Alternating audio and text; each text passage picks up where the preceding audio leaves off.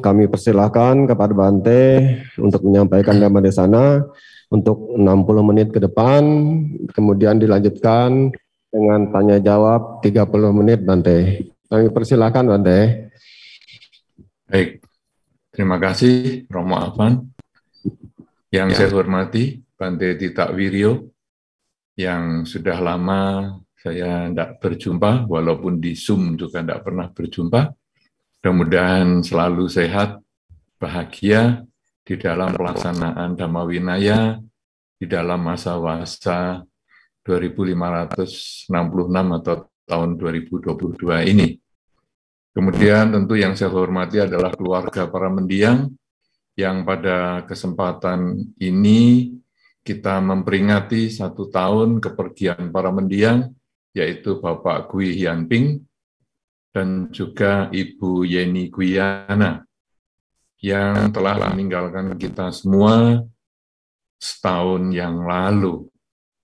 Kemudian tentu semua rekan-rekan yang berkumpul, baik di wihara maupun di tempat masing-masing, ketika mengikuti acara ini secara langsung maupun secara online, live streaming dari manapun juga. Saudara-saudara, kepergian seseorang yang kita cintai memang merupakan satu hal yang cukup memberatkan bagi kita semua.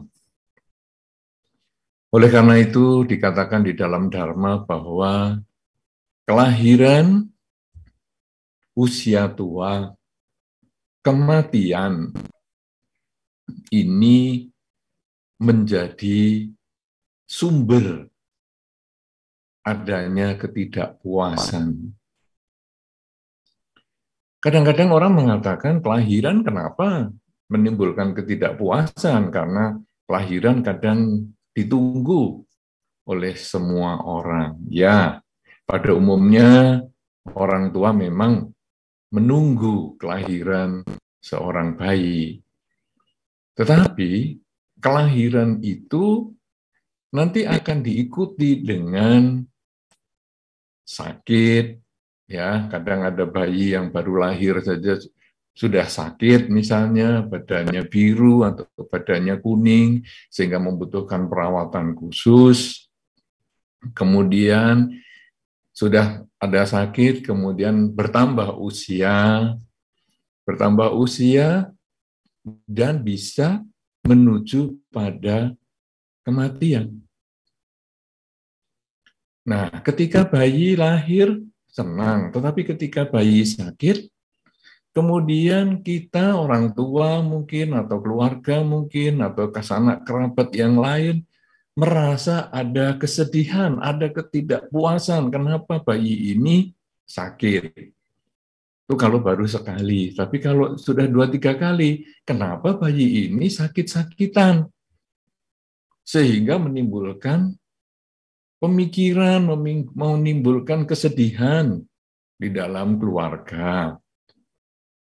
Kemudian ketika usia bertambah, lalu menjadi seorang anak, remaja, dewasa, kadang kemudian anak ini harus menempuh pendidikan di tempat yang berbeda, di kota yang berbeda, bahkan di negara yang berbeda, sehingga timbullah perpisahan dengan orang yang kita cintai.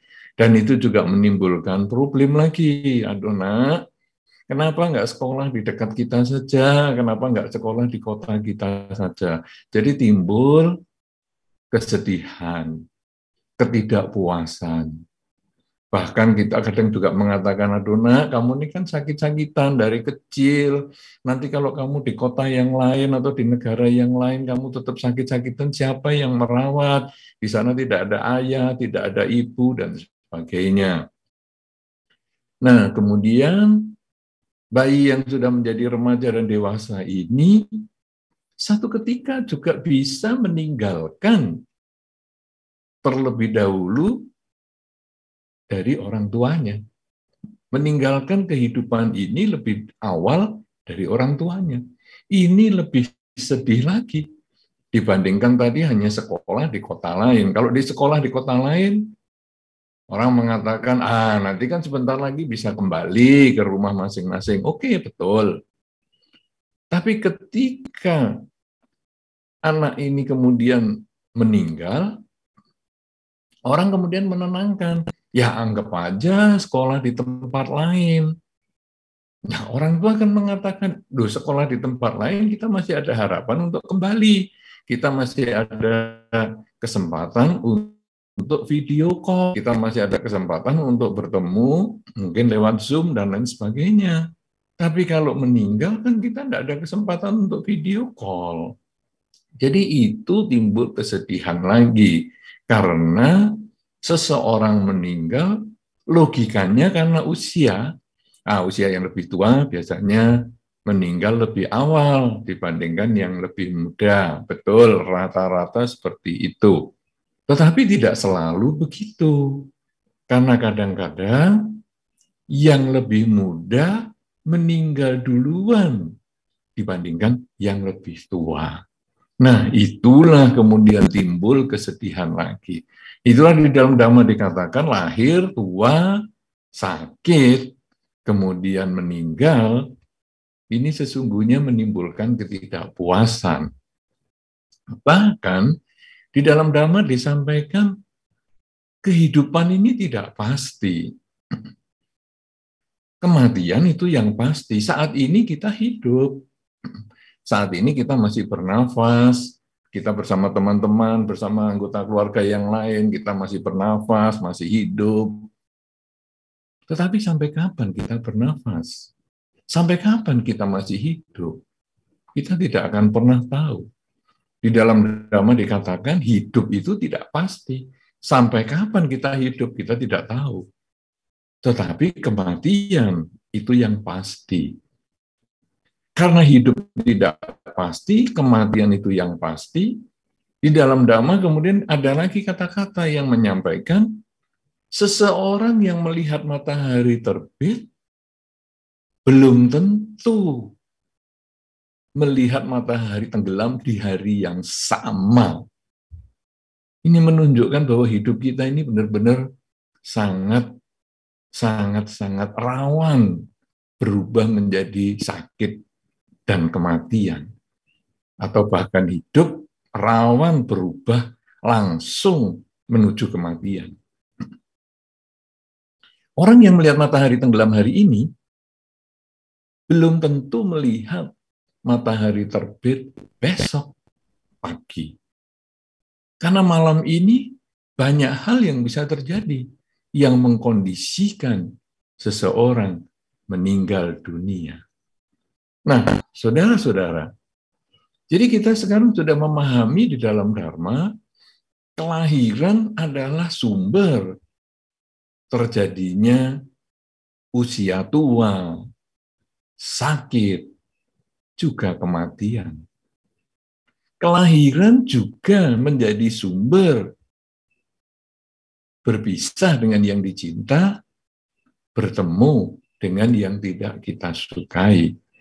Kelahiran juga menjadi sumber ketika pagi melihat matahari terbit, malam atau sore tidak melihat matahari tenggelam. Jadi kelahiran inilah sumber ketidakpuasan. Saudara-saudara, kelahiran adalah sumber ketidakpuasan, tetapi kenyataan kita sekarang sudah lahir. Kenyataan kita semua yang hidup ini sudah lahir. Begitu pula Bapak Kui Hian Ping, mendiang, sudah pernah lahir. Begitu pula Ibu Yeni Guyana, juga sudah pernah lahir. Dan berkumpul bersama-sama dengan kita. Tetapi beliau berdua meninggalkan dunia ini lebih awal daripada kita. Kita ini hanya mengantri di belakangnya. Kita mengantri ini tidak tergantung usia. Secara logika memang usia lebih awal akan jalan duluan, tetapi sesungguhnya kita mengantri ini secara acak. Nah, jadi kita sekarang hidup. Kita sudah terlahirkan hari ini. Lalu kita sekarang mengerti, Saya sudah lahir, saya sudah sampai hari ini, tapi saya bisa berpisah dengan yang dicinta, saya bisa berkumpul dengan yang saya tidak suka, saya bisa mengalami sakit, saya bisa mengalami kematian. Lalu apa yang harus saya kerjakan? Kenapa hidup ini menjadi demikian menderita? Kenapa hidup ini demikian menjadi suram? Hidup ini menjadi sangat kelabu, seperti tidak ada semangat. Saudara-saudara, itu hanya satu bagian dari penjelasan Dharma. Satu kenyataan yang dijelaskan di dalam Dharma sebagai pembuka kenyataan hidup. Tetapi Dharma bukan hanya berhenti sampai di situ. Bukan hanya kemudian membuat kita patah semangat, membuat kita kemudian, aduh, berarti hidup ini tidak ada gunanya. Hidup ini berarti untuk apa saya bekerja? Untuk apa saya berumah tangga? Untuk apa semua ini saya peroleh? Harta yang demikian banyak, rumah tangga yang demikian saya jaga, saya rawat supaya bahagia. Untuk apa kalau sekarang ternyata semua harus saya tinggalkan? Nah, ini karena kita baru memegang satu bagian yang menyatakan kelahiran, usia tua, penyakit, kematian. Ini selalu terjadi pada semua hal, bukan hanya makhluk saja. Ya, kita manusia mengalami itu, tapi rumah kita, kendaraan kita, tas kita, HP kita, buku kita juga mengalami. Ketika HP dikeluarkan dari pabrik, itu sebetulnya HP terlahir. Ketika rumah kita bangun, selesai, itu sebetulnya rumah kita lahir. Ketika tas dikeluarkan dari pabrik, diproduksi dari pabrik, sebetulnya itu lahir tasnya. Nah, kemudian HP kita gunakan. Satu ketika HP ini bisa sakit, yaitu hang, bisa kemudian, wah kok ini jadi lambat sekali, lemot, nggak bisa digunakan, rusak. Nah, ini sakit HP-nya. Rumah juga sama. Kalau tadi dibangun dengan bagus, satu ketika sakit, bocor, catnya mengelupas, dindingnya retak, lantainya retak, itu adalah sakit. Kemudian tas kita yang barusan beli, yang tadi dari pabrik, kemudian dijual di distributor, kadang-kadang kita lalu melihat, kita periksa, loh, tasnya kok di ujung ini jahitannya nggak rapi, sudah sobek. Nah, tas ini juga mengalami sakit. Kemudian kita rawat, tasnya kita jahit ulang, kemudian HP kita serviskan, rumah kita bengkelin, di maintenance. Tapi satu ketika rumah kita pun akan mengalami usia tua. Ya, sehingga setelah usia tua, hasilnya apa? Rumah kita harus dirubuhkan. Saya masih ingat sekali ketika dulu awal-awal tahun 90-an, saya ke Samarinda. Wah, rumahnya masih rumah tradisional dari kayu. Kemudian nanti kita naik pakai tangganya juga tangga kayu. Kadang tangga kayunya sempit sekali, sudah sempit juga sangat curam. Ya, Anda yang tinggal di Samarinda pasti tahu itu. Mungkin tangganya supaya ngirit lokasinya atau apa, jadi dibikin sangat curam sekali. Biasanya kan kalau tangga-tangga yang santai itu kan biasanya landai. Tapi ini tangga-tangga di rumah Samarinda zaman dulu rata-rata yang dari kayu itu curam. Sudah curam, sudutnya sangat sempit, anak tangganya pun sempit-sempit. Sehingga kita kalau naik turun harus miring kaki kita, ya. Anda yang sudah dari Samarinda pasti tahu semua kan ini, ya. Nah, tapi rumah itu dulu bagus. Kemudian mengalami sakit, bocor sana, bocor sini, keropos sana, keropos sini. Kemudian di-maintain. Tapi satu ketika rumah itu juga mengalami kematian. Dan akhirnya rumah itu diratakan sama tanah, dibangun ulang. Sehingga sekarang kalau akhir-akhir ini saya pergi ke Samarinda yang terakhir, misalnya dulu sebelum pandemi misalnya, sudah jarang saya ketemu rumah yang tradisional dari kayu itu. Semuanya sudah beton bagus-bagus, tangganya wah sudah sangat mudah untuk naik turun dan lain sebagainya. Nah, jadi rumah itu pun mengalami kematian. Kemudian lahir lagi itu jadi dibangun ulang. Kemudian tadi HP pun mengalami kematian. Yang satu ketika kemudian aduh sudah nggak bisa dipakai nih HP saya. Ganti yang baru, sudah jatuh kecemplung air atau kecemplung kuah soto dan lain sebagainya. Sudahlah, kemudian diganti HP-nya. Itu HP mengalami kematian. Tas juga begitu, tasnya akhirnya, aduh tas ini sudah 20 tahun yang lalu ini saya beli. Sudah banyak rusak. Karena itu saya gantilah supaya saya dapat yang baru lagi. Nah, jadi barang-barang pun mengalami tua, sakit, mati. Kemudian kita kalau fokus pada kesempatan saat ini adalah manusia pun mengalami tua, sakit, dan mati. Nah, apakah kita kemudian jadi orang yang pesimis? Kalau kita melihat satu bagian ini memang, percuma saya berumah tangga, percuma saya bekerja, percuma saya menjaga kesehatan, percuma saya sering membaca parita. Kenapa? Karena hidup ini menuju kematian. Dan kalau malam ini saya melihat matahari tenggelam, mungkin saya besok pagi nggak melihat matahari terbit, untuk apa saya gunakan ini, hidup ini? Akhirnya ya sudahlah, saya males-malesan aja.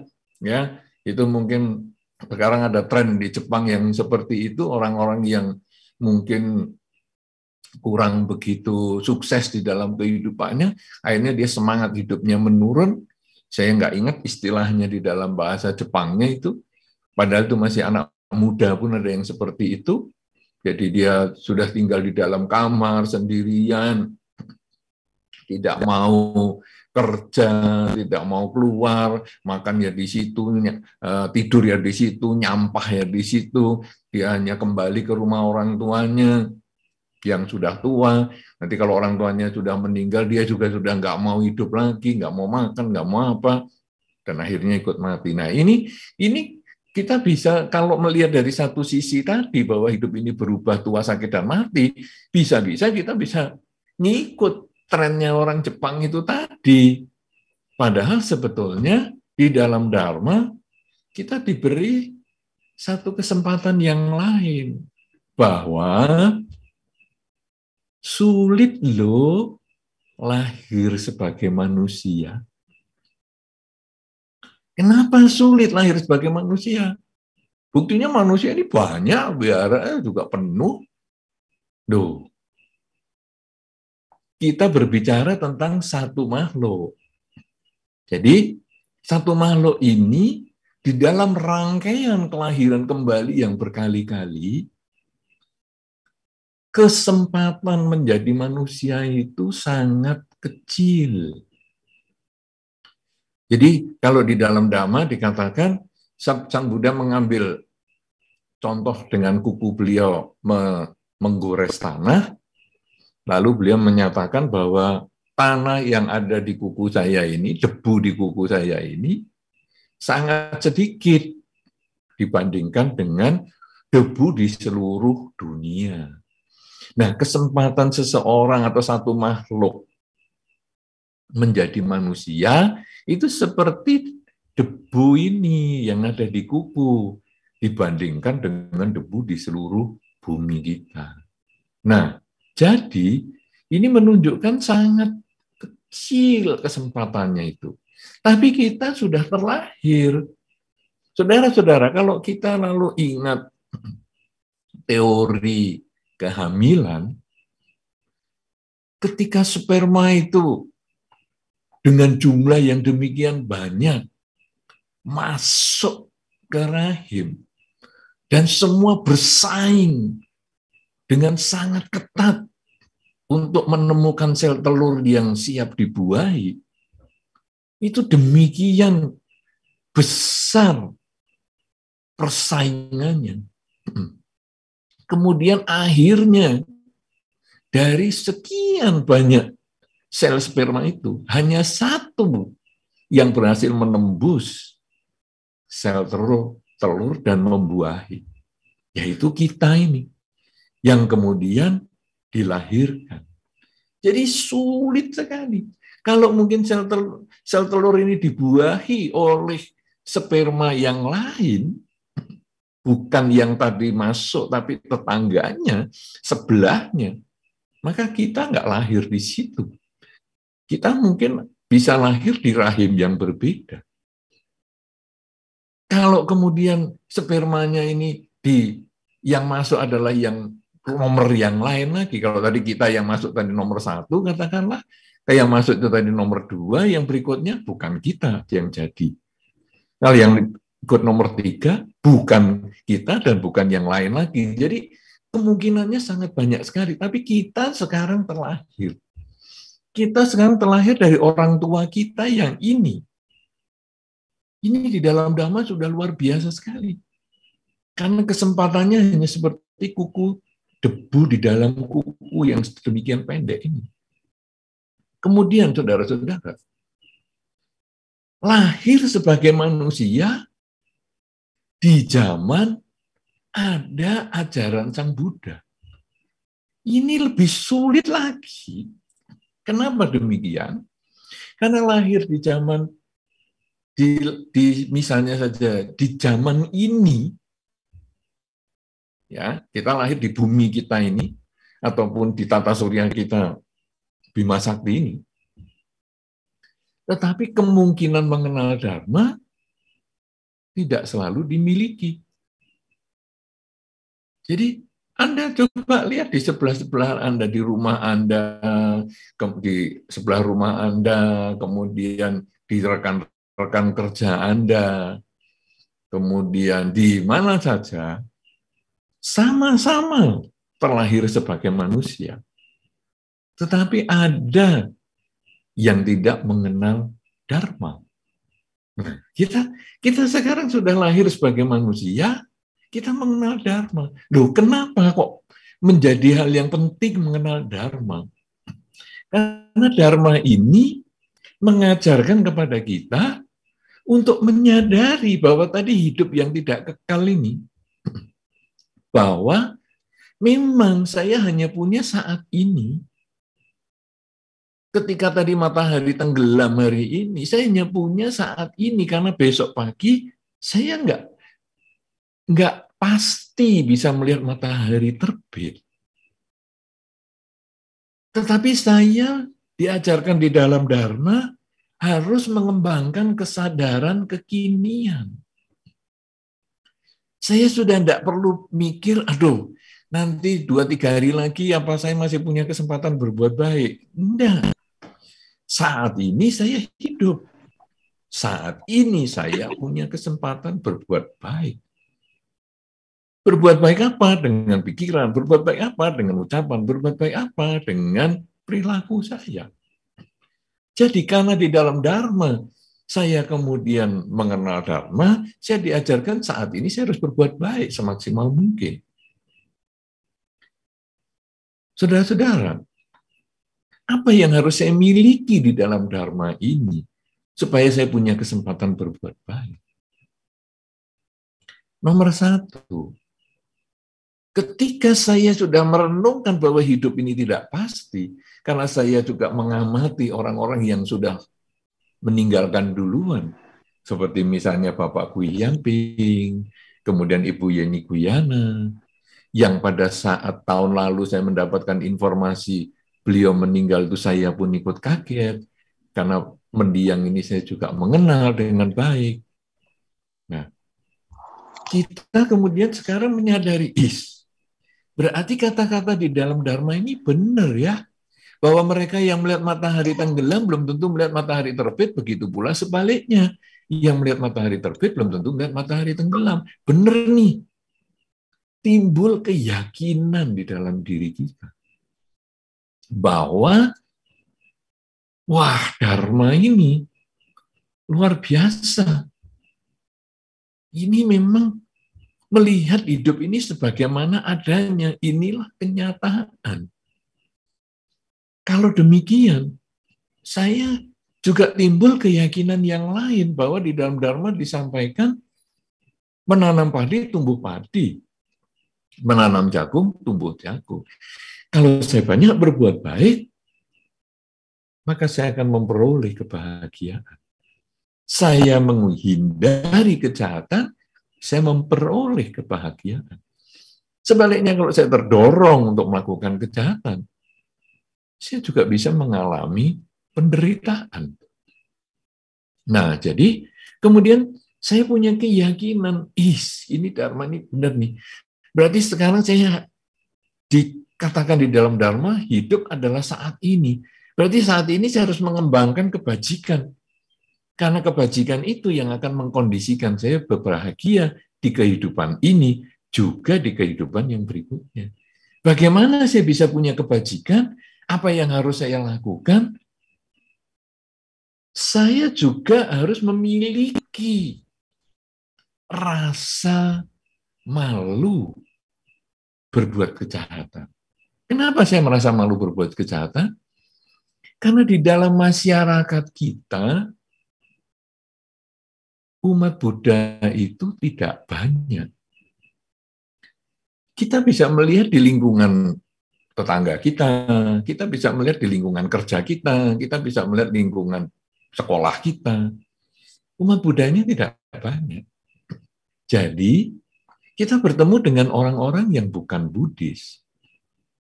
Orang yang bukan Buddhis kadang-kadang tidak ingin mendengar ajaran Dharma. Orang yang bukan Buddhis kadang tidak ingin membaca buku-buku Dharma. Tetapi orang yang bukan Buddhis itu berteman dengan kita, melihat kita. Nah, kita ini adalah buku Dharma untuk mereka. Kita ini adalah ceramah Dharma untuk mereka. Jadi, kalau saya punya rasa malu, artinya saya ini umat Buddha. Saya harus menjaga ucapan saya harus menjaga perilaku saya harus menjaga pikiran saya, karena mereka melihat saya seperti perwakilan Dharma. Kalau saya kelakuannya jelek, ucapan saya jelek, cara berpikir saya jelek, mereka akan mengatakan, umat Buddha kayak gitu ya. Sangat mengecewakan. Tapi kalau pikiran kita baik, ucapan kita baik, perilaku kita baik, mereka walaupun bukan Buddhis dan tidak harus menjadi umat Buddha, mereka akan mengakui bahwa, kamu baik ya. Wah, umat Buddha ini baik-baik. Walaupun mereka tidak harus jadi umat Buddha, tapi mereka bisa memberikan penghargaan seperti itu. Nah, jadi kita harus punya rasa malu. Rasa malu karena orang lain itu mendorong kita menjadi orang yang jadi lebih baik. Satu, saya sudah punya keyakinan bahwa saya harus berbuat baik karena hidup itu sangat singkat. Tapi juga keyakinan ini, berbuat baik ini gimana? Yaitu ketika saya harus menjadi Dharma Duta. Saya harus menjadi contoh Dharma di dalam kehidupan ini. Agar orang-orang di masyarakat ini melihat, umat Buddha ini di kampung kita hanya satu orang, tapi baik loh. Umat Buddha ini di kantor kita cuma satu orang, tapi baik loh. Umat Buddha ini di kelas kita cuma satu orang, tapi baik loh. Nah, ini yang kita harus ingat. Jangan sampai kita mempermalukan Dharma. Jangan sampai kita dikritik. Waduh, umat Buddha cuma satu, menjengkelkan lagi. Tapi kita harus mengatakan, atau kita harus menjaga perilaku, ucapan, dan cara berpikir kita, agar walaupun umat Buddha di lingkungan kita cuma satu, tapi dia bisa dijadikan contoh. Nah, ini yang luar biasa. Selain kita punya keyakinan, kita punya rasa malu, nah kita juga harus punya rasa takut. Takut pada akibat kejahatan. Kenapa demikian? Karena kejahatan itu, kalau kita lakukan, dia kembali pada diri kita. Kebaikan juga kalau kita lakukan akan kembali pada diri kita. Ada orang mengatakan begini, Bante, kita itu kan membaca parita. supaya semoga semua makhluk berbahagia. Apakah benar begitu, Bante? Ya, semoga semua makhluk berbahagia. Apakah bisa kita balik, Bante? Maksudnya apa ini? Semoga semua makhluk berbahaya. Jadi kita mendoakan mereka menderita. Yang bahagia saya sendiri. Saya kemudian katakan, loh, kita beragama ini kan tujuannya untuk jadi orang baik.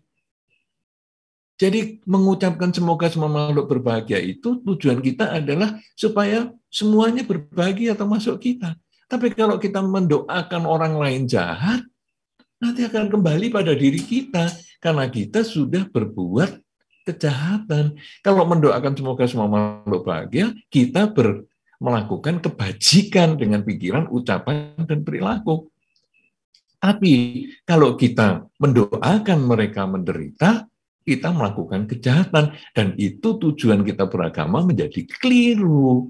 Dan itu kita menjadi menderita. Nah, jadi saudara-saudara, kita sekarang selain punya keyakinan, punya rasa malu, kita punya rasa takut. Aduh, aku ini walaupun di lingkungan saya banyak Buddhisnya, di keluarga saya Buddhis semua, tapi saya tetap harus menjaga perilaku saya, ucapan saya, dan cara berpikir saya. Kenapa?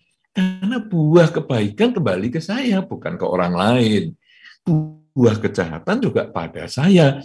Daripada saya berbuat jahat yang timbulnya nanti penderitaan untuk saya, lebih baik saya berbuat baik yang menimbulkan kebahagiaan. Nah, kemudian kalau sekarang saya sudah punya keyakinan, saya punya rasa malu, saya punya rasa takut, sehingga saya berusaha untuk baik, maka kebaikan saya ini salah satunya saya lakukan dalam bentuk melaksanakan kemoralan. Tidak membunuh, tidak mencuri, tidak berzina, tidak bohong, tidak mabuk-mabukan. Itu yang selalu kita lakukan dan kita jaga kemoralan itu di dalam kehidupan sehari-hari. Sehingga karena kita tidak membunuh, tidak mencuri, tidak berzina, tidak bohong, dan tidak mabuk-mabukan, orang melihat kita yang bukan Buddhis itu, melihat kita, wah ini bisa jadi contoh yang baik nih. Jadi panutan nih, walaupun umat Buddha cuma satu orang, tapi dia bisa menjadi contoh. Nah, tetapi tidak ada orang pun, semuanya di lingkungan umat Buddha, dengan tidak membunuh, tidak mencuri, tidak berzina, tidak bohong, dan tidak mabuk-mabukan, kita sendiri memupuk karma baik yang akan bermanfaat untuk membangun kebahagiaan di kehidupan ini, dan juga menjadi bekal kebahagiaan di kehidupan yang selanjutnya. Karena itu, dengan kita menjalankan kemoralan, minimal 5 kemoralan, bisa 8 kemoralan juga bagus di hari-hari uposatha seperti hari ini, maka ini akan sangat baik sekali untuk kemajuan kebajikan kita di kehidupan ini yang sangat singkat. Yang malam ini kita bisa melihat matahari tenggelam, yang belum tentu besok bisa melihat matahari terbit. Nah, kemudian kita juga perlu berhubungan.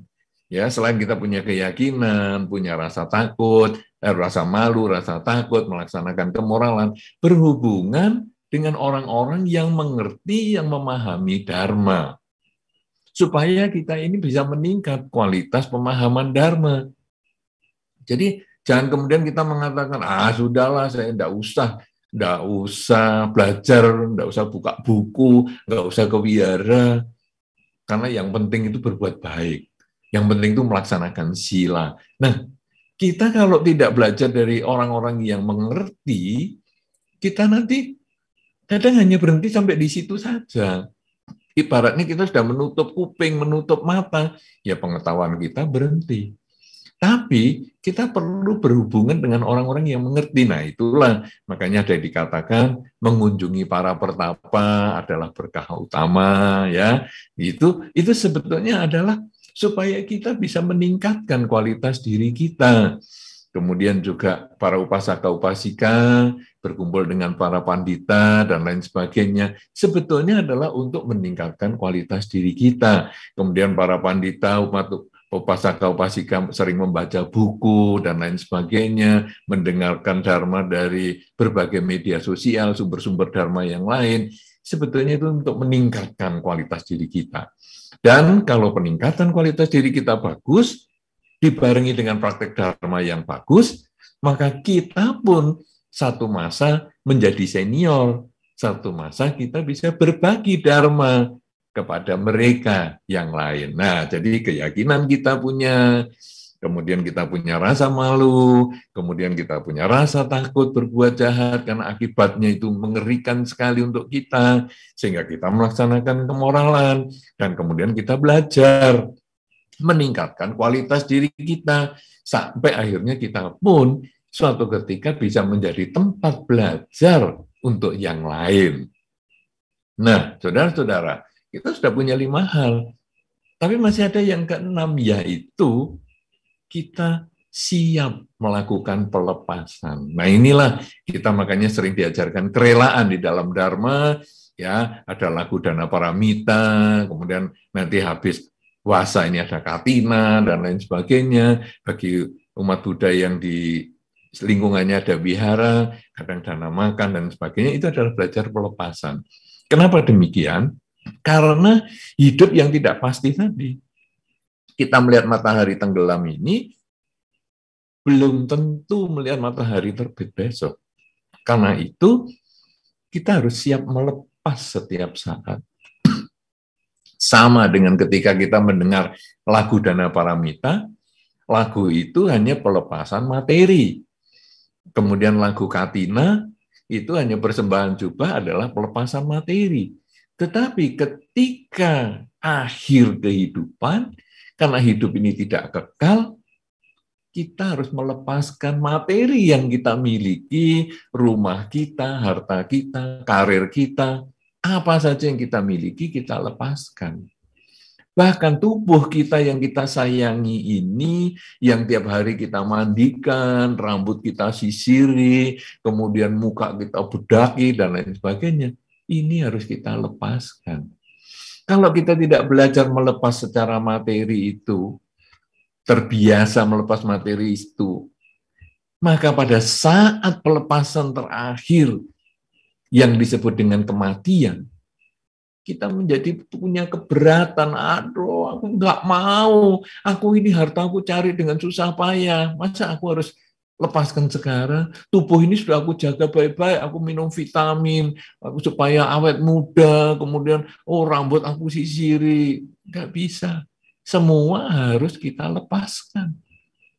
Nah, dengan cara seperti itu, maka ketika pelepasan ini kita bisa lakukan, maka di saat kematian itu datang pada kita, kita bisa, ya sudah, di dalam hidup saya ini, karena saya menyadari bahwa melihat matahari tenggelam belum tentu melihat matahari terbit atau sebaliknya, maka saya memanfaatkan setiap saat di dalam hidup saya ini untuk mengisi kebajikan. Karena saya punya keyakinan bahwa dengan melakukan kebajikan pasti membuahkan kebahagiaan. Dan saya merasa malu kalau sebagai umat Buddha tidak bisa menjadi contoh yang baik untuk lingkungan, untuk keluarga, dan lain sebagainya. Tapi saya juga takut dengan akibat kejahatan itu, sehingga tidak ada orang pun. Saya tetap menjaga perilaku, ucapan, dan pikiran saya dengan saya melaksanakan 5 latihan kemoralan. Kemudian saya mengembangkan kerelaan. Saya bergaul dengan orang-orang yang hebat. Kemudian akhirnya saya hendaknya mengembangkan kebijaksanaan. Karena kesadaran setiap saat ini, kalau kita lakukan dengan terus-menerus, maka timbullah pengertian bahwa keinginan inilah sumber dari ketidakpuasan. Ketika saya menyadari hidup ini selalu berubah, maka saya mengikuti proses perubahan. Berkumpul dengan yang dicinta, saya bisa menerima itu sebagai kenyataan. Ketika berpisah dengan yang dicinta sekalipun, saya bisa menerima itu sebagaimana adanya. Berkumpul dengan yang dibenci, saya pun berusaha menyeimbangkan perasaan saya. agar tidak menyelesaikan kebencian dengan kebencian, tapi menyelesaikan kebencian dengan cinta kasih atau bahkan dengan batin yang netral.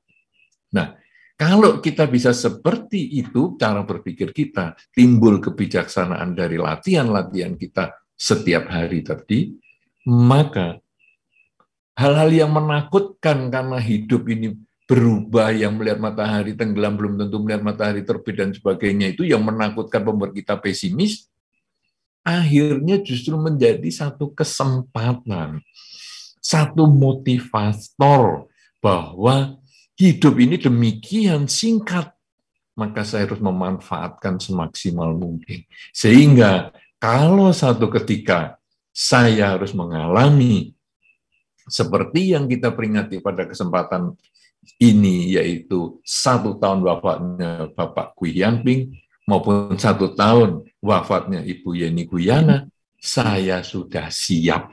Saya sudah punya kebajikan yang cukup, karena saya sudah melakukan berdasarkan keyakinan saya, rasa malu saya berbuat jahat, rasa takut akan akibat kejahatan, kemudian saya melaksanakan kemoralan, saya belajar dari orang-orang yang lebih mengerti dari saya atau dari berbagai sumber yang lebih baik, kemudian saya praktekkan, kemudian saya juga belajar melepas untuk mencapai pengertian hidup ini adalah tidak kekal. Hidup hanya ada saat ini. Kalau kita miliki 7 hal ini, maka kita tidak menyia-nyiakan bahwa kita sudah lahir sebagai manusia yang kesempatannya sangat sedikit, seperti debu di kuku terhadap berbanding terhadap semua debu di bumi ini. Kita tidak menyia-nyiakan kelahiran kita sebagai manusia. Kita tidak menyia-nyiakan kelahiran yang demikian sangat kecil kesempatannya ini, tapi kita bisa mengenal Dharma. Kita tidak menyia-nyiakan. Dan kalau sudah demikian, maka inilah bekal kita. Sehingga seandainya malam ini, seandainya saat ini, kita pun harus meninggalkan kehidupan ini, kita bisa merelakan, kita bisa kemudian menyerahkan semua yang kita sudah lakukan, yang semua sudah kita miliki ini, untuk kebahagiaan semua makhluk. Dan kalau sudah bisa begitu, kita bisa menapak ke kelahiran yang berikut dengan lebih baik, atau bahkan kalau kebijaksanaan kita sudah meningkat, kita tidak akan terlahir kembali. Kehidupan kita sebagai manusia yang kemungkinannya sangat kecil untuk terlahirkan itu, kemudian kita sudah mengenal Dharma, karena kita manfaatkan dengan semaksimal mungkin, kita bisa menyelesaikan kelahiran kita, dan kita tidak terlahir kembali. Karena kita tidak terlahir kembali, maka kita juga tidak akan lagi mengalami usia tua, sakit, maupun kematian. Tidak ada lagi berpisah dengan yang dicinta, tidak ada lagi bertemu dengan yang dibenci, karena kita sudah tidak terlahirkan kembali. Inilah saudara-saudara yang menjadi tugas kita sebagai seorang umat Buddha di dalam kehidupan kita sebagai manusia, sekaligus untuk merenungkan kematian yang selalu dialami dan pasti dialami oleh kita semua, hanya waktunya yang selalu berurutan ataupun acak. Kita tidak pernah tahu, karena semua itu tidak pasti. Hidup tidak pasti, kematian itu yang pasti. Semoga dengan kebajikan yang kita lakukan bersama, khususnya keluarga Bapak Gui Hianping, juga Ibu Yeni Guyana, semoga dengan kebajikan ini, kedua mendiang selalu berbahagia dimanapun mereka berada. Semoga keluarga yang ditinggalkan juga dapat selalu tabah, selalu kuat, menjalani kehidupan tanpa adanya para mendiang di sekitar kita. Semoga kita semua yang mengikuti acara ini, baik secara langsung maupun yang melihat dari media sosial maupun internet dan lain sebagainya, semoga kita muncul pengertian, muncul semangat untuk mengisi hidup kita setiap saat dengan kebajikan lewat pikiran, ucapan, dan perilaku, karena sesungguhnya itulah yang menjadi tugas kita sebagai manusia yang hidupnya tidak pasti, kematian itu yang pasti. Semoga Anda semua selalu berbahagia, semoga semua makhluk berbahagia, Sabe Sata Bhawantu Sukitata. Sadu, sadu, sadu. Demikianlah uraian Dhamma yang disampaikan oleh Bante Utamo Mahatera. Sungguh luar biasa ya, Dhamma yang disampaikan, sungguh menggugah hati kita, di mana Bante menyampaikan bahwa kelahiran kita sebagai manusia ini adalah suatu berkah ya Bante ya. Jadi tentunya kita harus bisa menghargai dan berterima kasih bahwa kita sudah terlahir sebagai manusia. Tapi juga Bante berkali-kali mengingatkan kepada kita bahwa kelahiran kita sebagai manusia ini begitu singkat ya Bante ya. Nah, Bante bahkan berkali-kali mengulang, mengingatkan kepada kita, ayo ingat bahwa kelahiran kita sangat singkat, di mana Bante mengibaratkan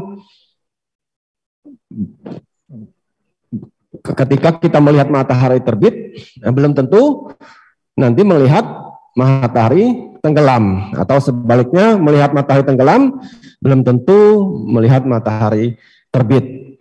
Nah, tentunya dari apa yang Bante ingatkan ini, lalu apa yang harus kita lakukan? Nah, Bante juga memberikan contoh-contoh yang sangat jelas kepada kita bahwa dengan kehidupan kita yang singkat ini, maka kita harus banyak-banyak berbuat kebajikan, begitu ya Bante ya. Nah, sehingga kita walaupun kehidupan kita singkat, tapi bisa kita isi dengan hal-hal yang baik, hal-hal yang berguna, sehingga kehidupan kita sebagai manusia tidak menjadi sia-sia. Begitu ya Bante kira-kira. Terima kasih Bante, luar biasa Bante. Nah, baik, selanjutnya kita buka kesempatan untuk tanya jawab kepada Bapak Ibu yang ada di ruang Dhammasala, Wihara Dharma, maupun yang mengikuti via Zoom maupun Facebook. Silakan jika ingin bertanya kepada Bante Utamo Mahatera, karena ini kesempatan yang langka ya, kita bisa bertemu dengan Bante walaupun via Zoom ya Bante ya. Nah, tapi walaupun via Zoom, ini seperti langsung juga bertemu dengan beliau. Nah, kami persilakan apabila langsung Romo Padma langganan ini. Silakan Romo Padma. Nah, itu ada mic di belakang.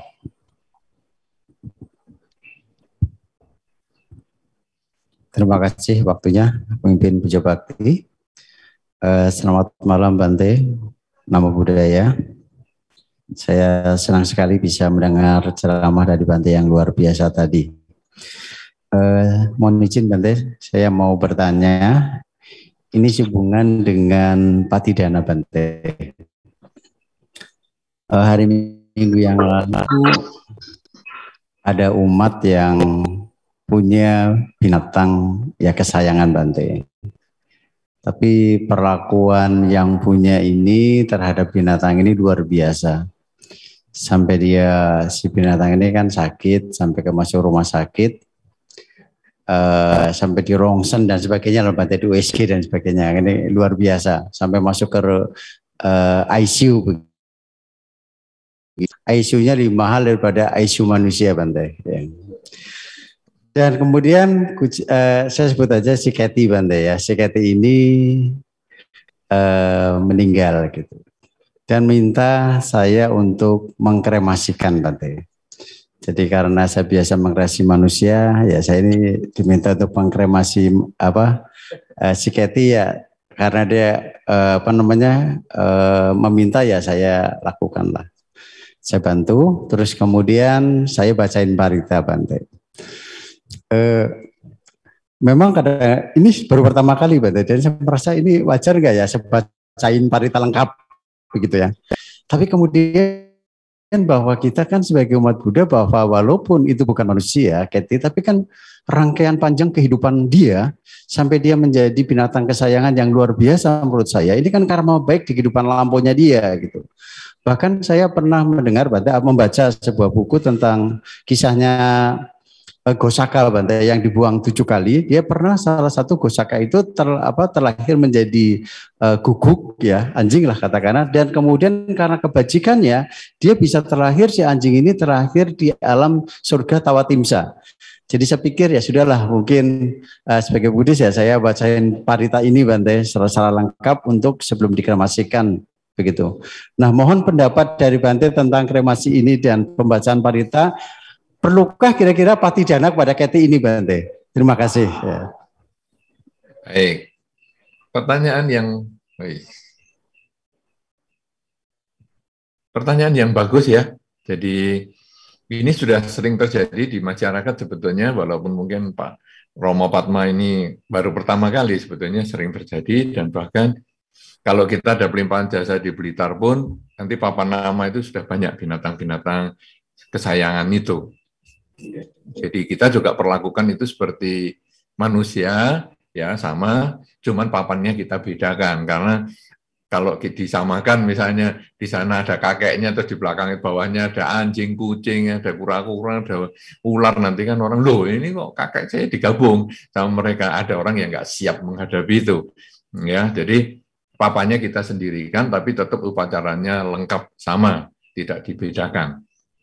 Nah, jadi kita melihat dia adalah binatang. Tapi sebetulnya orang yang punya itu tidak menganggap itu sebagai binatang. Itu kadang menganggap dia sebagai anaknya. Ya, mungkin bagi Anda yang punya anjing dan kucing, nanti akan tahu itu. Kadang-kadang mereka membahasakan dirinya adalah ayah dan ibu.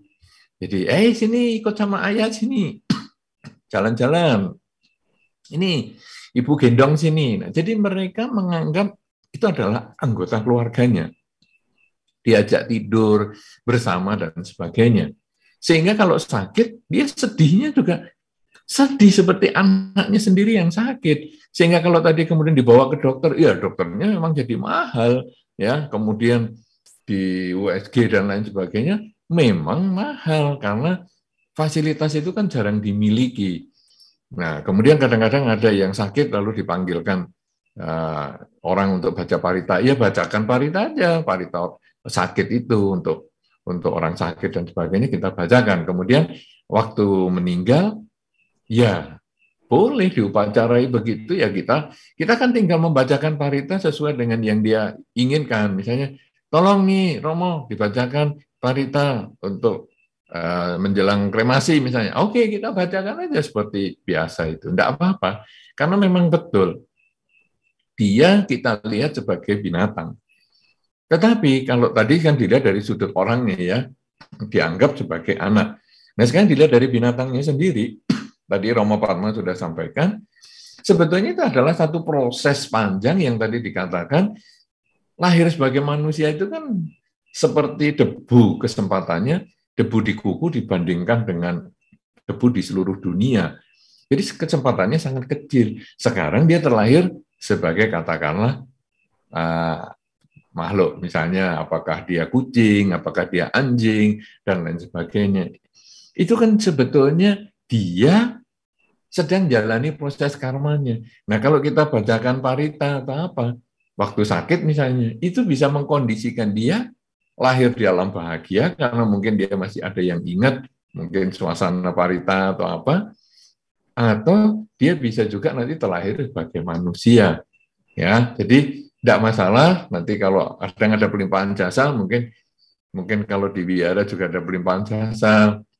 Kemudian ada orang mau ikutkan, ini tolong ya anjing saya, ini dia menyebut anak saya, kadang anak saya diikutkan, kemudian dikirim datanya, loh anaknya kok kumisan gini, kok kakinya 4 gini, ya tapi kita harus maklumi memang itu bagi dia adalah anak, ya. Nah kemudian ya kita tempel, cuman saya pesan tempelnya tolong di papan yang berbeda, jadi khusus memang untuk hewan-hewan. Jadi kadang ada yang ular segala, terus burung juga kadang ada juga, ya anjing paling sering, kucing juga sering. Tidak apa-apa, itu sangat baik. Yang Romo Padma lakukan sudah tepat, dan ini juga menjadi masukan untuk semua yang nonton dan lain sebagainya, bahwa kita menganggap dia binatang, tapi sebetulnya dia adalah sedang jalani proses karma untuk mungkin terlahir di alam yang lebih baik atau terlahir sebagai manusia di kelahiran yang selanjutnya. Begitu. Ya. Sudah menjawab itu Romo yang ditanyakan? Ya, terima kasih Bante. Baik, silakan. Ya, terima kasih Bante atas jawabannya dan juga Romo Padma atas pertanyaannya. Tentunya ini membuka atau menambah wawasan bagi kita Bante, bahwa kadang kita hanya melihat dari sudut pandang kita Bante ya. Mungkin kita lihat, oh ini kok aneh gitu ya. Tetapi dari sudut pandang orang lain bahwa itu hal yang biasa begitu ya. Nah, jadi kita hendaknya bisa menghargai ya sudut pandang setiap orang. Ya, ini juga tadi kan disebut aneh itu ya. Sebetulnya Anda sudah mulai melakukan, yaitu ketika misalnya melepas makhluk, burung atau ikan, ini kan kadang Anda membaca parita juga. Seperti kalau Anda kepada orang yang lain. Jadi sebetulnya sudah ada, cuman Anda belum terbiasa. Nanti satu ketika, ini pertanyaan Romo Padma ini menjadi satu masukan, dan akhirnya kita biasa ya enggak ada apa-apa juga akhirnya. Bacain parita ya bacain, nanti kadang butuh diperciki air, ya perciki juga, enggak apa-apa. Karena nanti toh itu akan proses perjalanan menuju ke makhluk yang lebih baik juga. Baik, lanjutkan silakan Romo Aman. Terima kasih Bante. Baik, selanjutnya ada pertanyaan lain. Mungkin untuk ibu-ibu nih, tadi sudah bapak-bapak, ibu-ibu, ada yang ingin bertanya? Ayo, kami persilakan.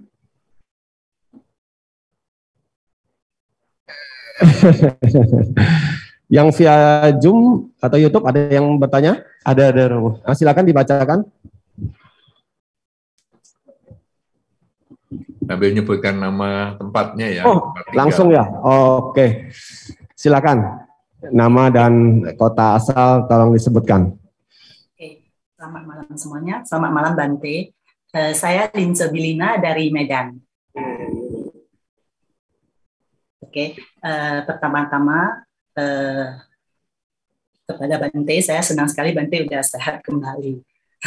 Jadi udah bisa mendengar ceramah Bante lagi. Terus tadi yang penjelasan dari Bante sangat luar biasa. Biasanya kita hanya menghafal Bante. Sepertinya ini kan harta dari seorang Buddhis ya Bante ya. Dan Bante udah jelaskan satu persatu, jadinya tambah ngerti Bante. Tahap-tahap kita lakukan dan memang semuanya sangat mendukung Bante. Cuman yang ingin saya tanyakan, tapi di dalam harta Buddhis ini tidak ada meditasi Bante. Cuman apakah dengan ini kita bisa mencapai kebijaksanaan dan mencapai kesucian Bante? Demikian Bante, terima kasih. Baik, memang ini adalah 7 harta yang perlu kita miliki ya. Ya, ini Bu Lince luar biasa yang dari Medan ini ya bisa memahami karena beliau juga Dharma Duta ini. Ya, jadi mungkin sudah pernah menjelaskan ini kepada teman-teman yang lain di wihara sehingga memahami bahwa itu tadi adalah 7 harta yang kita perlu miliki yang disampaikan di dalam Dharma. Loh kok tidak ada meditasi ya?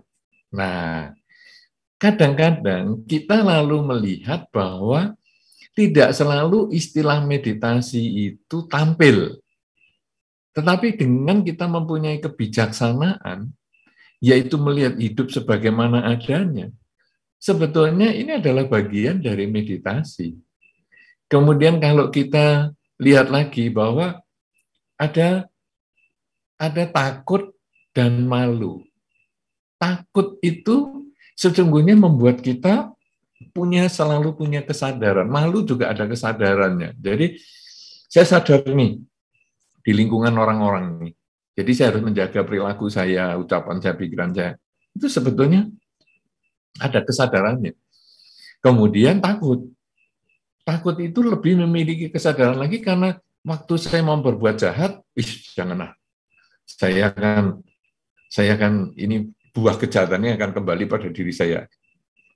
Itu adalah kesadaran. Dan kesadaran yang terus-menerus dijaga itu sebetulnya kan sama dengan kita mengembangkan saat ini sedang apa. Dan itu kan prinsip meditasi sebetulnya. Jadi meditasinya itu sudah masuk ke poin-poin semua, mulai dari keyakinan sampai kebijaksanaan itu. Dan kebijaksanaan yang menjadi harta ketujuh itu adalah sampai tidak terlahirkan kembali. Nah, itu kalau bukan hasil meditasi pengembangan kesadaran, bagaimana bisa timbul untuk hasil yang tidak terlahirkan kembali? Nah, tetapi istilah itu tidak ada. Satu istilah meditasi tidak ada. Kenapa? Karena istilah itu sudah dipecah menjadi bagian-bagian. Sehingga kalau mungkin dimasukkan ke dalam harta, 7 harta itu kalau dimasukkan ke dalam kantong, kantongnya itu namanya meditasi. Karena itu, orang kadang menganggap bahwa, meditasi ini mesti duduk diam. Tidak. Duduk diam, pagi bangun tidur, malam mau tidur itu adalah latihan meditasi. Meditasi yang sesungguhnya adalah selalu menyadari apa yang kita pikirkan, apa yang kita ucapkan, dan apa yang kita lakukan. Dan itu semua menjadi satu rangkuman di dalam harta yang perlu kita miliki, 7 harta tadi. Begitu ya, jadi malah tidak dipisah. Walaupun kemoralan ada di situ. Orang mengatakan, loh, kalau ada kerelaan, ada kemoralan, kan mestinya ada meditasi. Tidak. Ini kantongnya kantong meditasi, tapi isinya ada 7 itu. Begitu, ya. Ya, baik. Terima kasih, Bante, atas jawabannya, dan juga Ibu, siapa tadi, lupa sih namanya, yang dari Medan. Ibu Lince ya, Ibu Lince dari Medan, luar biasa Bante. Ada umat yang mengikuti selain dari umat Samarinda berarti. Nah, ini salah satu kelebihan kalau acara via itu internet Bante. Bisa diikuti oleh semua kalangan di berbagai tempat. Nah, jadi meditasi itu tidak hanya duduk diam begitu Bante ya, pejamkan mata seperti Bante sebutkan tadi, tapi setiap kegiatan yang kita sadari itu juga merupakan meditasi begitu ya Bante. Terima kasih Bante. Baik, selanjutnya ada pertanyaan yang via Zoom atau itu masih ada? Oh, tidak ada. Baik, yang secara langsung ada yang ingin ditanyakan? Afu? Ada Afu? Oh belum, Afu masih mikir. Baik Bante, saya coba tanya dulu Bante. Tadi Bante kan sudah menjelaskan Bante bahwa hidup ini singkat begitu ya Bante ya.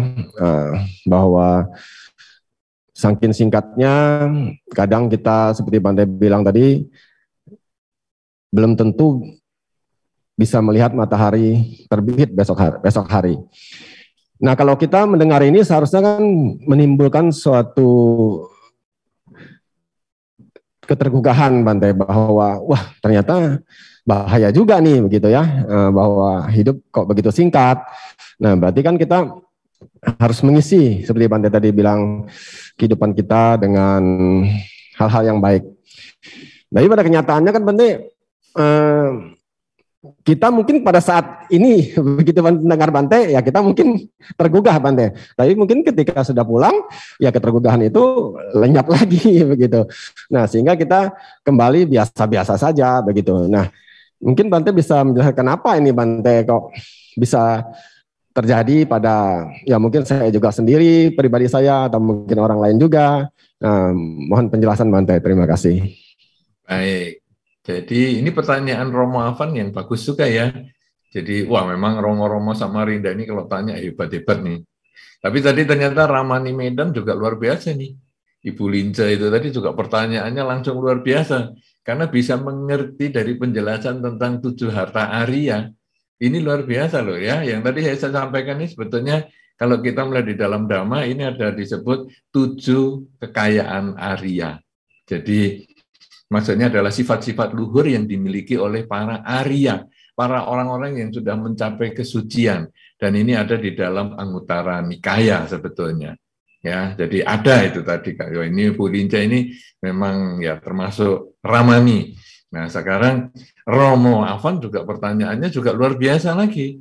Tadi Romo Padma juga luar biasa. Wah, ini saya kalau nggak pakai Zoom mungkin saya gemeteran ini kalau langsung ditanya mendadakan begini, bisa nggak siap tuh. Nah, tapi untung pakai Zoom, jadi saya tenang-tenang kan, saya sendirian di ruangan ini. Nah, jadi begini, kita memang sering tahu, tapi jarang mengerti. Apa ini maksudnya? Tahu tapi jarang mengerti. Untuk yang paling gampang aja. Semua orang tahu kalau marah itu jelek. Tapi berapa orang yang setelah tahu terus jadi lebih sabar? Paling ya, marah itu jelek. Ya, tapi ngamuk juga dia sebentar kemudian. Ya, jadi marah itu jelek loh. Iya. Kamu pernah tahu nggak? Tahu. Pernah ya. Pernah praktek apa? Kamu jangan macam-macam lah. Sudahlah, loh kok malah marah? Ya, tahu tapi tidak mengerti. Itu normal. Kemudian yang tadi ditanyakan oleh Romo Afan itu, kita kan sudah menjadikan kehidupan yang sangat singkat ini sebagai motivator supaya kita jadi berbuat baik. Wah, ini kita sudah semangat nih. Tapi nanti jangan kata pulang. Selesai acara namaskara, ngobrol-ngobrol, amblas. Langsung kita malah ngomong yang jahat lagi lah, berpikir yang jelek lagi lah. Kenapa begitu? Karena kesadaran kita lemah. Ya, tadi kan kita sudah sampaikan itu, kita harus punya keyakinan. Saya yakin sama Dharma. Saya sudah tahu berbuat baik itu buahnya kebahagiaan. Saya yakin. Malu? Ya, kadang-kadang saya malu sih. Kadang-kadang, kenapa? Karena saya tidak mengembangkan kesadaran yang tadi istilahnya Ibu Linca, jadi meditasinya itu kurang. Jadi saya tidak menyadari bahwa sebetulnya lingkungan saya ini memperhatikan saya. Saya kurang menyadari itu. Kemudian ketika sudah nggak ada orang, saya di kamar sendiri, wah, saya memelihara pikiran jelek, maki-maki orang, dasar tuh si A itu. Saya pukuli dia. Wah, kemudian kita membuat satu alat, mungkin sepotong kayu, kita tulisi nama.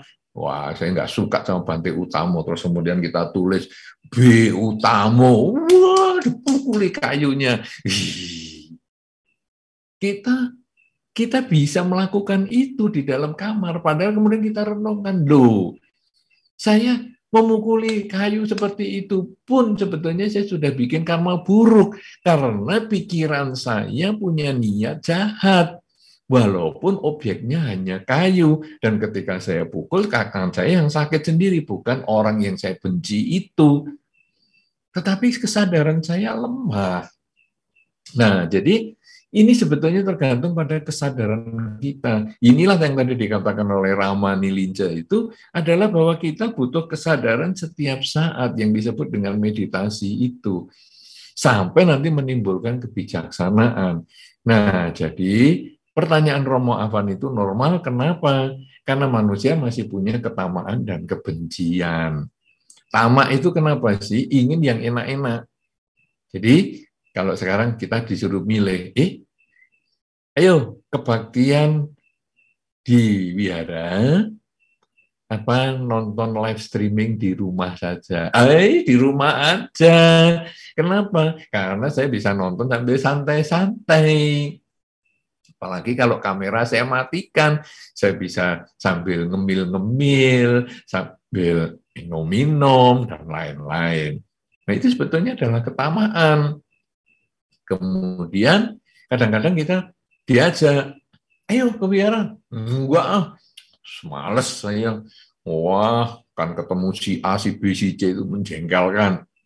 Itu kebencian. Padahal ketamaan dan kebencian itu sumbernya apa? Ketidaktahuan.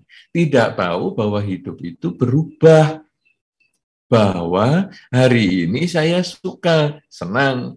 Tapi kesenangan ini satu ketika pasti berpisah dari diri kita. Nah, ketika yang saya sukai ini berpisah, maka saya bertemu dengan yang saya tidak sukai. Suka dan tidak suka itu hanya permainan pikiran. Jadi, semua itu hanya tipuan diri kita. Orang lain tidak membuat kita suka atau tidak suka. Kondisi lain tidak membuat kita suka, tidak suka. Hanya keinginan kita. Apa maksudnya? Orang lain misalnya ngeliatin kita, kemudian buang muka. Kita lalu gimana? Kita mikir, orang itu mungkin benci sama saya. Kita yang menggoreng sendiri di dalam pikiran kita. Padahal mungkin orang itu noleh kita, itu lihat belakang kita. Dia mungkin nunggu, si A kok belum datang ya? Oke, dia kerja lagi. Tapi kita GR, kita merasa kita yang dilihatin, jadi lihatin saya kok terbuang muka. Dasar. Nah, jadi kita sendiri ditipu oleh keinginan kita. Mestinya kalau lihat saya ya senyum dong. Kok dia buang muka. Nah, itu kita jadi timbul rasa tidak suka. Kemudian kita suka dengan anak kita misalnya. Kenapa? Karena anak kita memenuhi keinginan kita. Nah, yang disebut kondisi tadi apa? Misalnya kondisi sejuk, dingin. Ya, sekarang di Wonogiri ini suasananya agak dingin. Mungkin di Samarinda mungkin juga sama atau enggak, saya enggak tahu. Nah, jadi dingin. Kalau kita baru rasanya badan kita sehat, dingin ini enak, sejuk daripada pakai AC. Nah, tapi kalau kita baru masuk angin, dingin yang sama, jadi problem itu disebut suasana. Jadi semua itu permainan keinginan kita. Begitu kita mengembangkan kesadaran setiap saat, muncul kebijaksanaan bahwa semua itu keinginan, akhirnya melihat dingin, ya itu netral. Melihat segalanya sebagaimana adanya. Berpisah dengan yang dicinta, netral. Bertemu dengan yang dibenci, netral. Dengan batin yang netral ini, maka kita tidak terlahirkan kembali. Kenapa? Karena ketika kita akan meninggal, kita berpisah dengan semua yang kita miliki, dan batin kita netral. Kita tidak lagi kepikiran harta kita, keluarga kita sudah lepaskan semua. Dan itu bisa mengkondisikan kita tidak terlahir kembali. Dan ini butuh latihan. Kita sering hanya tahu, tapi tidak mengerti. Contoh lain adalah ketika Anda pergi ke rumah sakit, Anda lihat orang sakit. Aduh, orang sakit kayak gitu ya, tua muda bisa sakit gitu. Wah, pulang Anda gemeter nih. Nanti kalau saya sakit gimana ya? Nah, kemudian Anda lalu berbuat baik. Tapi berapa jam kemudian lupa. Ya kenapa? Karena ketamaan, kebencian, kegelapan batin masih tebal. Itulah yang membuat ketika Sang Buddha mengajar Dhamma, kok rasanya percuma ya mengajar Dhamma ini. Karena apa yang ngerti lah orang-orang ini. Paling hanya tahu tapi nggak ngerti. Nah, lalu muncullah ya Brahma Sahampati itu yang meminta, memohon kepada Sang Buddha untuk mengajarkan Dhamma. Supaya apa? Ya, tidak semua orang kegelapan batinnya itu tebal. Ada juga yang tipis. Nah, tolong yang sudah tipis-tipis itu diberi dharma supaya mencapai kesucian. Nah, karena itu Sang Buddha mengajar dhamma. 5 pertapa diajar dharma tentang Dhammacakkappavattana Sutta, yaitu Sang Buddha mengajarkan pemutaran roda dharma. 5 pertapa ini sudah luar biasa sekali dipilih oleh Sang Buddha yang berjalan dari Bodhgaya menuju ke Sarnath, Taman Rusa Isipatana itu. 5 pertapa ini sudah luar biasa karena ini sudah mengikut Pangeran Siddhartha waktu berlatih meditasi. 5 pertapa ini diberi penjelasan tentang Dhammacakkappavattana Sutta. Semuanya tahu Dhammacakkappavattana Sutta, tahu, mendengar. Tapi yang mencapai kesucian hanya satu. Yang mengerti hanya satu. Kondanya. Nah, makanya anya kondanya. Sejak saat ini kamu disebut anya kondanya. Kondanya yang mengerti. Karena yang mengerti itu berat, hanya satu. Nah, jadi sekarang 5 pertapa yang dipilih Sang Buddha ini hanya satu yang mencapai kesucian. Hanya kondanya yang sudah mengerti ini. Ini kalau 5 hanya satu ini kan berarti 20%. Tetapi diceritakan di dalam sumber Dharma, pencapaian kesuciannya hanya kondanya ini adalah Sotapanna. Jadi dari 4 tingkat kesucian, Sotapanna, Sakadagami, Anagami, dan Arahata, Sotapanna ini level awal 1. Jadi 20% dibagi 4. 5%. Orang yang pertama dipilih saja 5%.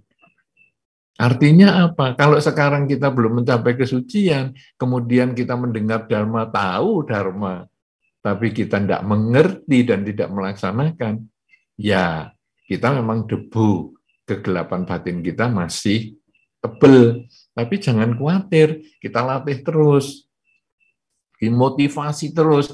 Ya, ini kan kita kan selain kita bisa diikuti oleh banyak orang dari berbagai tempat ya, tadi dari Medan itu Ibu Lince tadi, tapi juga bisa kemudian menjadi dokumentasi karena ini kan ada langsung di YouTube, di YouTube-nya dari Wihara kan, Wihara Mula Dharma. Nah, ini kan nanti bisa ditonton lagi. Nah, Anda juga nonton lagi sampai nanti bisa mengerti. Oh, ini maksudnya.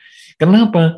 Karena yang dimengerti hari ini, yang diketahui hari ini, ketika besok diulang menjadi punya arti yang berbeda. Itulah yang makanya kadang kita membaca parita saja ya. Misalnya kita membaca terjemahan Karaniya Metta Sutta. Waktu hari ini kita membaca Karaniya Metta Sutta, rasanya ini toh pengertiannya. Tapi besok ketika kita mengulang lagi, ada pengertian yang baru lagi. Lusa kita mengulang, ada lagi pengertian yang baru lagi. Kenapa bisa begitu? Karena kita membaca dengan pengalaman hidup kita pada saat itu. Dan pengalaman hidup kita itu selalu berbeda, sehingga ketika kita membaca, juga menghasilkan pengalaman yang berbeda juga. Karena itu, kalau tadi disampaikan, kita juga perlu belajar dari orang lain maupun nanti membuat diri kita ini lebih mengerti dengan praktek dan sebagainya. Sebetulnya karena apa? Karena kita kalau sudah menutup, tidak mau belajar, selamanya kita akan berhenti pengetahuan dan pengalaman kita. Tapi ketika kita mau belajar, maka akhirnya kita meningkat di dalam hidup kita. Ya, nah itulah salah satu harta Arya tadi yang disampaikan tadi. Belajar. Jadi apa yang sudah kita dokumentasikan ini hendaknya kita ulang, kita pelajari di masa depan supaya menambah pengetahuan sekaligus menambah pengertian untuk kita hayati di dalam kehidupan sehari-hari. Begitu, Roma Afan. Ya, terima kasih Bante, jawaban yang luar biasa Bante. Semoga bisa memberi motivasi kepada kita semua, khususnya saya Bante, supaya bisa mengikis sedikit-sedikit demi sedikit debu di batin kita ya Bante ya, seperti Bante katakan. Baik Bante, ini ada pertanyaan titipan Bante yang sehubungan dengan meditasi. Pertanyaannya adalah bagaimana cara mempraktekkan meditasi Marananusati, Bante? Iya, ya sebetulnya meditasi itu kan banyak hal ya. Nah, Marananusati, Marana itu adalah sebetulnya kematian, Nusati adalah perenungan pada kematian. Artinya apa? Biasanya kita itu melihat tubuh kita ini kan, wah, bagus ya, tubuh kita sempurna, apalagi mungkin Anda yang masih muda, kulitnya masih kenceng, ya, kolagennya di muka masih bagus, gitu. Nah, tetapi nanti kalau kita sudah makin tua, kita lalu melihat, kulitnya ini sudah makin keriput, ya muka juga keriput, ya Anda kalau melihat muka saya sudah keriput, ya kalau dibandingkan dengan mungkin Anda waktu saya ke Samarinda tahun 90, wah Anda pasti mengatakan, weh ini masih muda sekali, masih remaja. Iya iyalah tahun 90, ya sekarang kan saya ya sudah tua, nah itu sudah beda sekali. Kemudian itu sebetulnya sudah bisa jadi perenungan. Umurku sudah setua ini, apa ini yang terjadi? Ini kulit sudah semakin rapuh, gampang luka misalnya. Nah, kemudian kematian, kalau kematian datang itu kemudian kita lalu renungkan. Biasanya kalau di tempat yang aslinya ya, Marananusati itu harus lihat mayat sungguhan. Jadi kadang-kadang kita lalu melihat, mayat sehari 2 hari seperti ini ya. Kita kalau kematian datang ini seperti ini ternyata. Nah, kemudian ini ada perenungannya bahwa hidup ini tidak ada gunanya kemelekatan itu. Apalagi nanti kemudian juga asubhasanya. Jadi perenungan pada kekotoran itu nanti sampai dari mayat sehari, 2 hari, 3 hari, kemudian sampai seminggu, sebulan, setahun dan sebagainya, dari mayat yang masih utuh sampai hancur. Dagingnya menjadi tinggal tulang, sampai hancur tulangnya tinggal menjadi debu. Sehingga kita lalu melihat hidup kita kok seperti ini ya. Cuman proses seperti itu. Nah, tapi kalau Anda mau singkat, Anda pergi ke krematorium, seperti yang tadi dengan Romo Padma itu. Lalu Anda lihat mayat yang masuk, kemudian dikremasi, sorenya mungkin setelah 5 jam atau berapa dikeluarkan. Ya, hanya tinggal tulang. Tinggal tulang mungkin ada yang sebagian ditumbuk, itu supaya menjadi debu, ada juga yang dibiarkan tulang-tulang begitu. Orang yang demikian gagah, orang yang dulunya berpotensi ataupun memiliki karir yang hebat, yang kita kadang puji-puji, yang kita kadang senang berkumpul dengan dia, ternyata kalau keluar dari krematorium cuma 1 kantong saja, 2,5 kilo. Nah, itu kemudian kita juga bisa menjadi perenungan. Kematian ini prosesnya cuma seperti ini loh. Apa sih yang harus aku sombongkan? Ya.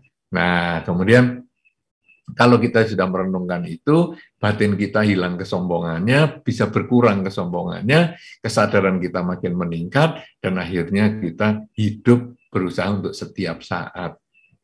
Ya, tapi ini tentu perlu bimbingan dan lain sebagainya. Maka di dalam berbagai pengetahuan tentang meditasi disarankan untuk Anda rata-rata meditasi adalah dengan menggunakan pengamatan pada proses masuk dan keluarnya pernafasan.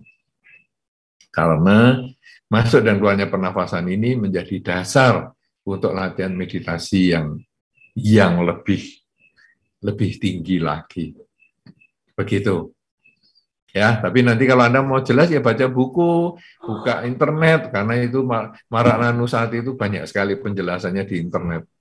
Di kesempatan ini kan lebih bagus untuk yang lain-lain. Begitu, silakan Romo Afan lanjutkan. Ya, terima kasih Bante. Semoga bisa menjadi jelas apa yang Bante sampaikan tadi. Ini sebenarnya waktunya sudah hampir mendekati ini Bante dari waktu yang kita janjikan. Tapi kalau ada mungkin satu pertanyaan terakhir. Kita kasih kesempatan kalau memang ada. Oh, ada. Akhirnya dari ibu-ibu. Ibu Tresia, silakan. Saya mau tanya Bante, kalau misalnya kita sudah meninggal dikremasi, terus abunya dirarung, terus tinggal tulang Bante. Terus tulang ini kita taruh di pot, di guci, terus ditanam, itu boleh enggak Bante? Baik. Jadi kalau kita sudah dikremasi ini biasanya kan tinggal tulang dan abu. Nah, kemudian kadang-kadang tulangnya ini juga dihancurkan, akhirnya ya jadi abu semua, nah itu dilarung. Tapi nampaknya yang tadi ditanyakan Ibu Teresia adalah dibagi dua nih. Yang abu ya dibuang, dilarung, kemudian yang tulang ditanam. Boleh, tidak masalah. Dan jangan punya konsep, duh, ini kan seperti nanti kalau kepala saya jadi abu, kan kepala saya dilarung nih. Lah badan saya yang pas, kan ada nih, ada tulang tangan, terus kemudian tulang rusuk, ini kelihatan tulang paha, terus ditanam. Lah kan kepala saya dengan kaki saya kan pisah. Enggak ada yang seperti itu ya. Jadi itu sudah tinggal tulang. Jadi juga sama, kremasi itu banyak orang juga yang takut. Duh, dikremasi, panas dong. Enggak juga. Itu namanya sudah mayat. Mayat itu sudah tidak merasa apa-apa. Kita mungkin sudah lahir di tempat lain. Atau kalau kita ada kemelekatan dengan keluarga, kita sebetulnya sudah menjadi makhluk yang menjaga keluarga. Jadi kita ya ikut di situ sebagai makhluk yang tak tampak. Jadi kita yang melihat tubuh kita. Loh, itu tubuh kita kok sekarang sudah diangkut nih dari rumah duka. Nah, kemudian, tubuhnya naik ambulans nih, mobil jenazah. Aku ikut ah. Loh, yang punya tubuh, yang karena jadi makhluk halus, dia bisa ikut. Kemudian nanti sampai di krematorium. Tubuh saya dibacain parita. Yang mimpin Romo Padma itu. Oh, Romo Padma. Oh, ya sudah, bagus. Nah, kemudian habis itu, dikremasi tubuh saya. Nah, sudah ditungguin juga sama dia. 5 jam kemudian keluar, dipilih. Kemudian, ini abunya dibuang ke sana. Oh, ini tulangnya disimpan di sini. Ada yang disimpan di rumah juga. Ya, ada suami istri yang kemudian disimpan di rumah.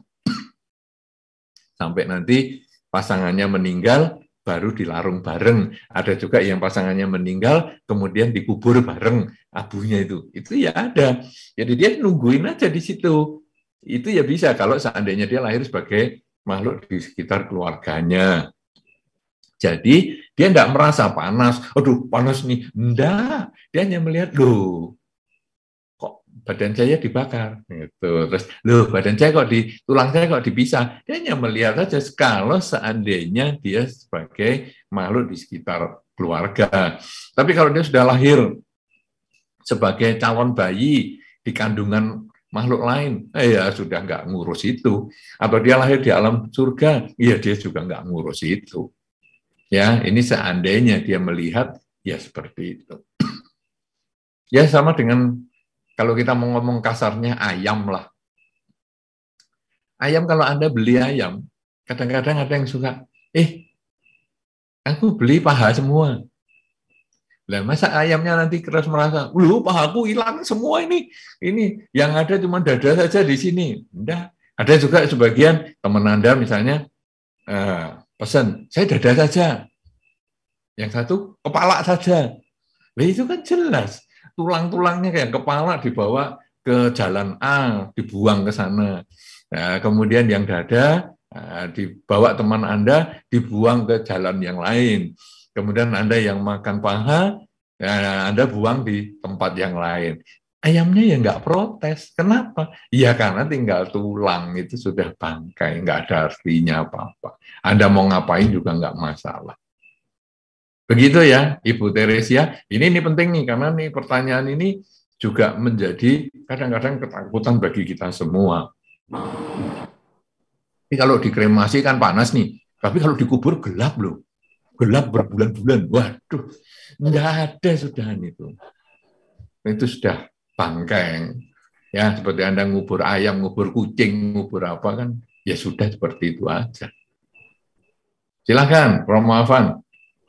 Ya, terima kasih Bante pertanyaannya atas pertanyaan terakhir dari Ibu Tresia. Jawaban yang bisa membuka wawasan kita ya Bante, bahwa memang banyak masih anggapan dari sebagian umat Buddha maupun umat tradisional yang menganggap bahwa kalau dibakar itu wah kasihan gitu Bante. Panas gitu ya. Padahal kalau dikubur juga pengap Bante. Tapi tidak pernah protes. Ya. Baik Bante. Ya. Demikian Bante tanya jawab kita pada malam hari ini, dan mohon maaf kepada para hadirin yang mungkin tidak berkesempatan bertanya Bante. Memang kalau tanya jawab atau diskusi dengan Bante Utamo, waktu rasanya cepat Bante, nggak kerasa, dan rasanya kok nggak cukup-cukup begitu Bante. Nah, tapi kita memang harus akhiri sesuai kesepakatan Dhammadesana dan tanya jawab dengan Bante Utamo Mahatera. Tentunya kita semua pada malam hari ini banyak mendapatkan manfaat, banyak mendapatkan bimbingan dari Bante Utamo Mahatera. Semoga bisa kita praktekkan dan kita laksanakan dalam kehidupan kita sehari-hari.